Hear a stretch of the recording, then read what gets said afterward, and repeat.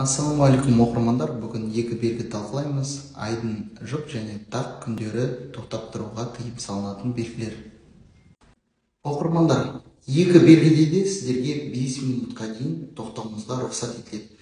Бірақ 5 минуттан жоғары сіздер күнтізбенің күніне байланысты тоқтауларыңызға болады.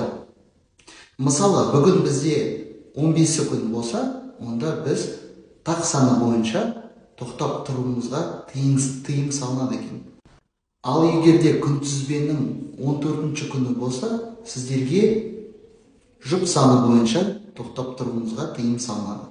Және де бұл белгілердің ерекшелігі, мысалы, бізде күн қалай ауысады? Кешкі сағат 00-де, мысалы 14-нен 15-і болып саналады.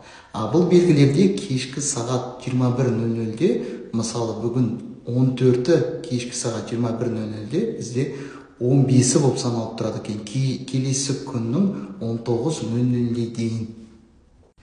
Кешкі сағат 7-ден 9-ға дейін осы аралық уақытта сіздерге 5 минуттан жоғары тоқтап тұруыңызға рұқсат етіледі. Себебі осы уақыт сізге көлікті қарама-қарсы бағытқа орнату үшін арналған. Оқырмандар, егерде сіздерге бұл ақпарат ұнаса, лайкты басып және тіркелуді ұмытпаймыз.